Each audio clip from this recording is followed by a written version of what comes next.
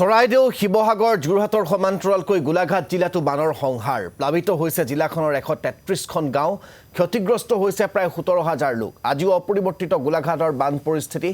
ধনশিৰি গেলাবিল কাকলুঙা ডিফলু দয়াং নৈৰ বানত প্লাবিত হৈছে বিস্তীৰ্ণ অঞ্চল এয়া আমি দেখুৱাইছো আপোনালোকক 133খনকৈ গাঁৱত ইতিমধ্যে বানে কি পৰ্যায়ত সংহাৰী ৰূপ ধাৰণ কৰিছে কি আপোনালোকে দেখিবলৈ পাইছে গোলাঘাটৰ বান পৰিস্থিতিৰ সবিশেষ আমি আপোনালোকক জনাবৰ বাবে এই মুহূৰ্তত মুস্তাক হুছেইনৰ কাষলৈ পোনপটীয়াকৈ লৈ যাব বিচাৰিছো মুস্তাক আপুনি কোনটো প্ৰান্তৰ পৰা আমাৰ সৈতে সংযুক্ত হৈছে আৰু গোলাঘাটৰ মূলত কোন কেইটা অঞ্চল বানত বেছিকৈ ক্ষতিগ্ৰস্ত হৈছে তেওঁলোকৰ বাবে প্ৰশাসনে গোলাঘাট জিলা প্ৰশাসনে বা জনপ্ৰতিনিধিসকলে কেনেকুৱা কি ব্যৱস্থা গ্ৰহণ কৰিছে সকলো জানিব বিচাৰিম যে বিশেষভাৱে উজনি অসমৰ এতিয়া বানৰ সংহাৰী ৰূপ আৰু গোলাঘাট জিলাখনৰ গোলাঘাট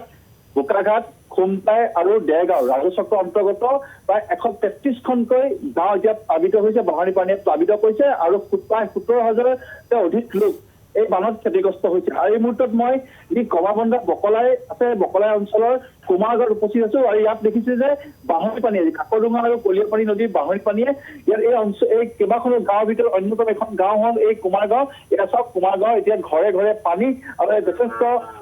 ৰাইজৰ কালি নিশাৰ পৰাই নাজৰ নাচল অৱস্থা আছে এতিয়াও অপৰিৱৰ্তিত হৈ আছে বান পৰিস্থিতি গোলাঘাটৰ বিভিন্ন অঞ্চলত আৰু তাৰ ভিতৰত অন্যতম এইখন যি অঞ্চল দিছে এই কুমাৰগাঁও অঞ্চলত এই বান পৰিস্থিতি আপুনি এতিয়া পৰিৱেশটো দেখিলে গম পাব যে মানুহৰ ঘৰৰ ভিতৰত এতিয়া পানী চোতালত পানী আৰু চাৰিওফালে এক হাহাকাৰ আমাৰ পৰিৱেশৰ সৃষ্টি হৈছে মই আৰু স্থানীয় লোক আছে যাৰা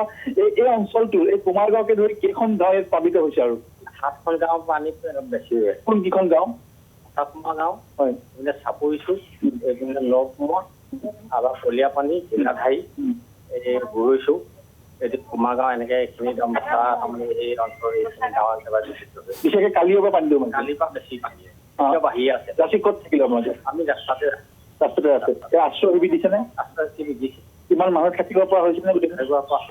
খোৱা বোৱা বস্তু খোৱা বোৱা বস্তাটো তাৰমানে চিঠি দিলে ৰাইজে কিমান বাৰ দিছে চিঠি এবাৰহে দিলে কেতিয়া দিলে গধূলি দিলে আৰু তাৰপিছত এতিয়া ৰাতিপুৱাৰ পৰা এতিয়া তাৰমানে কিছুমান আমি খাইছেহি আৰু